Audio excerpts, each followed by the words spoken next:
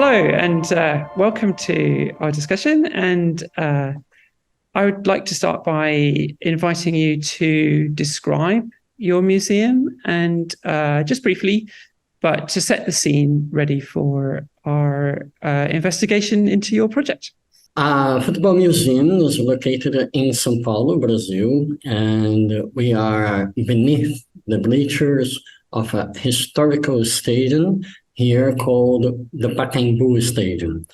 And the main exhibition of the Football Museum is an engaging and exciting journey through the history of football and the history of Brazil. We have 15 rooms that occupy 6,000 square meters here, and explain why football is not only a part of our culture, but it is our heritage too, and for extension, part of our identity as well. Fantastic, thank you. And so, could you tell me a little bit about your project and how you came up with the idea and what you were hoping to achieve with it?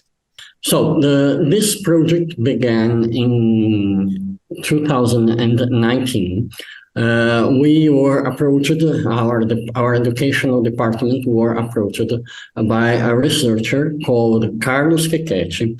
And Carlos Quequete became aware of this work that were being developed in the Scottish Football Museum, and that related football with people with dementia or people with Alzheimer.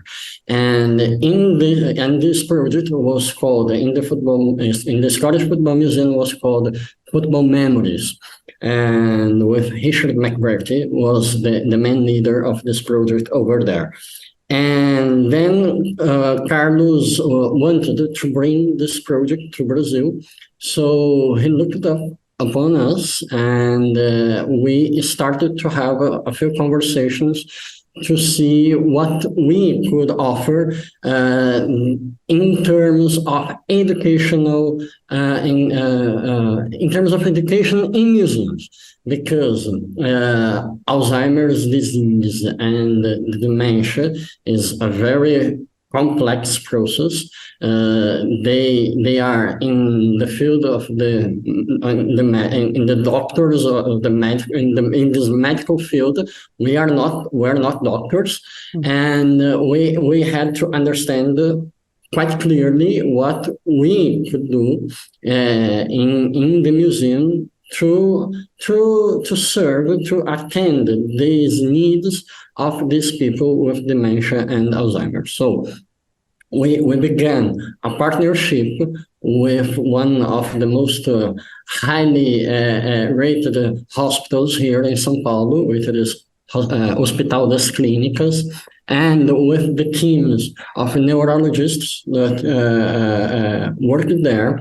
And we began to develop what would be the visit with those guests, because they were very special guests with unique characters, and we need to know how we were going to treat them, you know. And for us and for Carlos, there was a main line that guided our work, that was to seek to achieve their passions. So once we understood that which were their passions, we could begin and working with them with some more secureness, let me say, because our work here was to present what the contents of our main exhibition had that matched with their passions, you know that. So it was a very delicate process because we needed to know those patients, we need to know those participants very well, and we need to take some cares of understand because their recent members were compromised, you know. So we understood that football was a way to achieve these passions they had, because since we are in Brazil and since football is such a popular team, it's not difficult, even if you don't like football, it's not difficult that you have some memory with football, especially some memories when you were a child or you were a teenager, and that's it. So during the year of 2019, we did some visit with a very small group of people with Alzheimer's disease and dementia, always accompanied by Carlos Quequete, always accompanied by the doctors of the hospital. And these visits were very, very high rated because we noticed sometimes how the participants would interact when we could caught their attention to something, and it was very, very special because at some point we were at the visit and they were very silent, you know.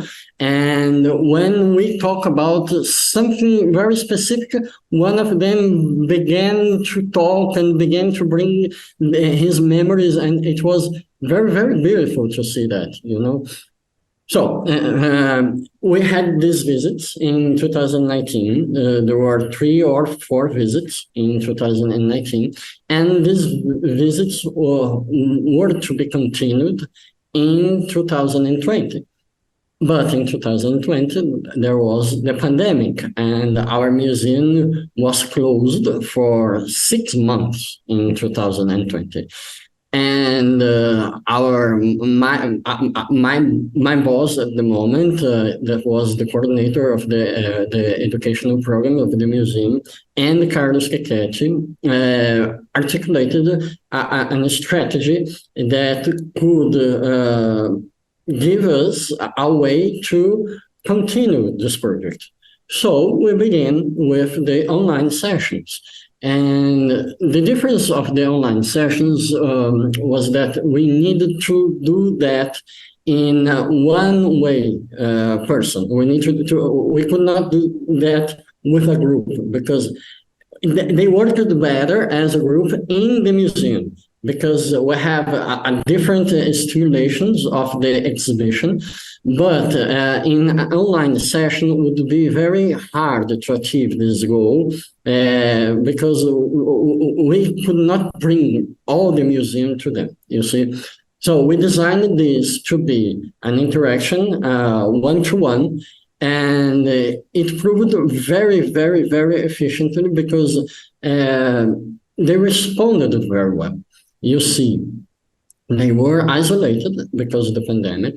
They were a risk group of the pandemic because they were elderly people, and we continue giving them some kind of attention that the society as well could not give because we are all in our houses fearing about the consequences of COVID-19, you see. Fantastic.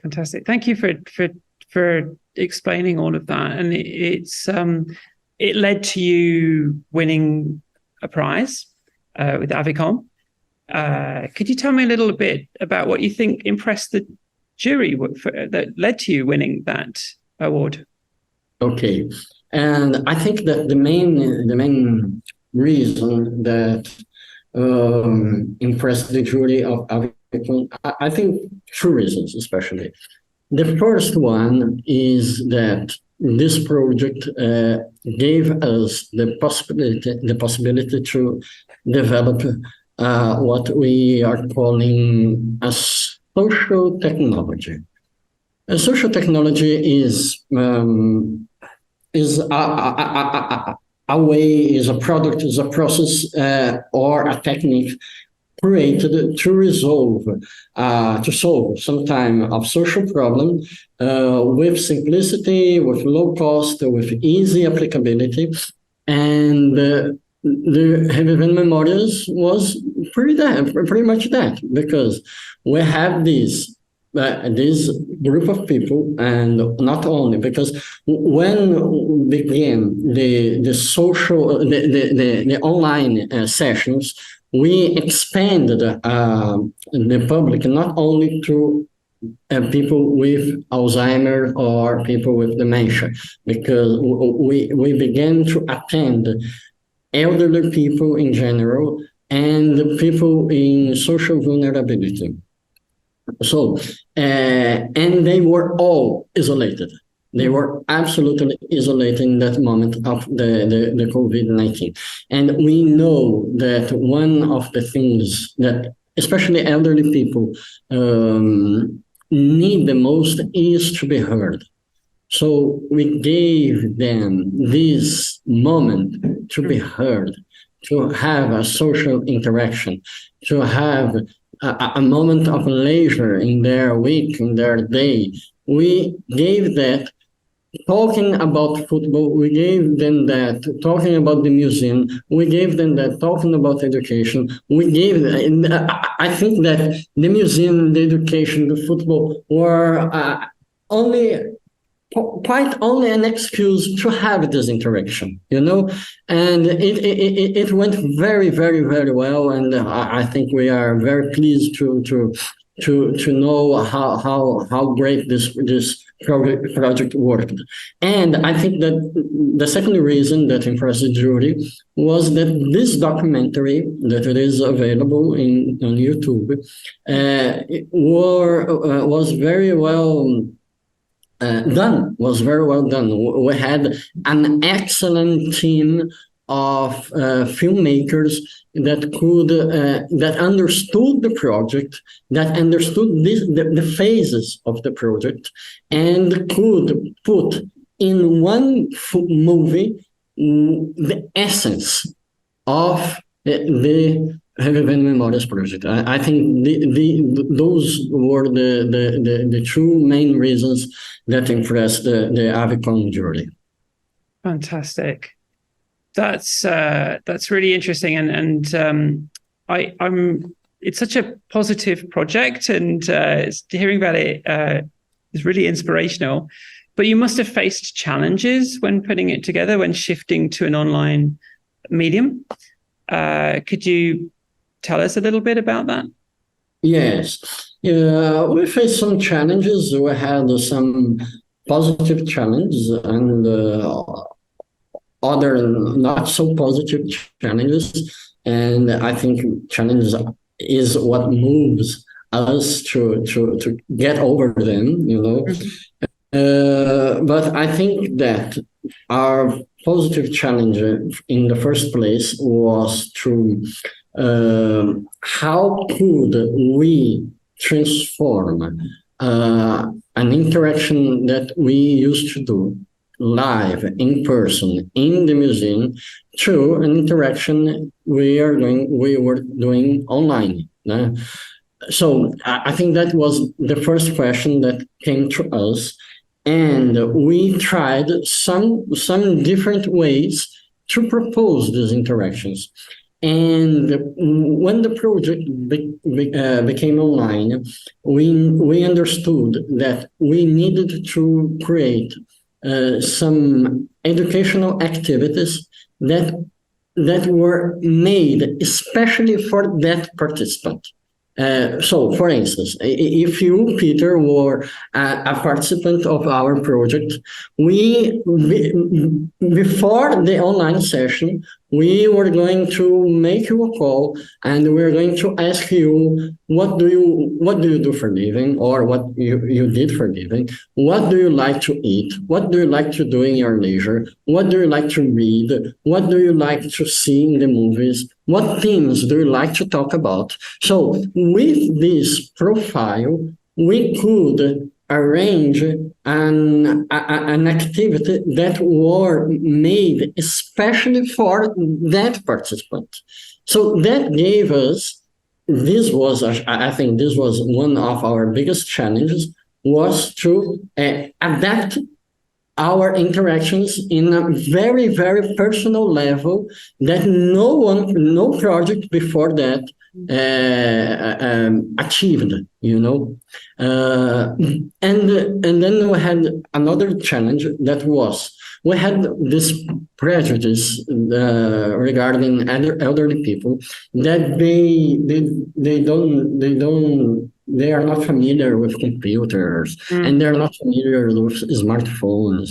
And we were totally amazed of how they can do that, you know. Of course, they need some tutorial, and there is no problem with that. But once they caught the way to work with that, it was absolutely no problem to us. And something that we were, all of us were knowing what were these video calls platforms. So we had Zoom, we have a Google Meeting, we have Teams, we have all these platforms, and even we that work with them all the time, that was new to us too. And so that was very, very interesting, and I think that we learned as much as we thought then about these interactions online, you know. And other challenges we had were in the nature of the essence of what was our goals as an educational department, and what were the boundaries that we could not cross to other spaces. For instance, there are some times that some participants of the project, especially their companions, who didn't have the Alzheimer's disease, but perhaps the husband or the wife had, they understood that the Revivendo Memórias project attended a need to cure Alzheimer's. And unfortunately, we know that Alzheimer's disease, unfortunately, can't be cured. It's a process you can at the most delay, but you cannot reverse it. You cannot reverse it. So we need to establish our boundaries pretty clear. We are not therapists. We are not doctors. We are educators. We are educators in the museum, and our work begins here and ends there. And we cannot advance to other points of what is the dementia, of what is the Alzheimer's disease. So we had a bit of those challenges, and I think that was good for us to reevaluate our place in this process. To not to help, but to bring this moment of leisure to people with Alzheimer's or dementia, you know. Thank you. And so what is next for your project, or the concepts of your project? So nowadays we have the project taking place in the museum again, but we did not close the online sessions, because the online sessions were something very special, because we achieved visitors that could not come to the museum. They were not able to come or to São Paulo or to the football museum here in Pacaembu. And then we kept the online sessions. And now we are in a phase to reevaluate our methodology, our methods and methodology to know how can we improve this relation with people with Alzheimer and this relation with people with dementia and with the elderly people, because this is something very delicate. We have the football museum, but the elderly people is what I don't know if that's correct in English, but is what we call here a no public of the museum. Mm. They are not our public. Yes. Yes. And that is a question that we make ourselves quite a bit now, because we are a museum of history. We are a museum of that brings affective memories of football, and we don't understand exactly why they don't come to the museum. So this is the process we are to understand, we are to improve, to understand, and and we need and we want to get closer to the elderly people here in the football museum. It's a museum that is more. We have more visitors in how can I say, with 35 to 50 years, and of course children and scholar public, but the elderly public are not so close to us, you know that. So this is our challenge now, is to understand how we can relate to them in a better way, in a better level, and how this project can make more sense in this relationship we want to establish, you know. Fantastic. Thank you so much for taking us through a fascinating journey through your project and the museum and where you want to go with it afterwards. It's been really amazing to hear all of that. And I look forward to seeing the interview online. Thank you very much.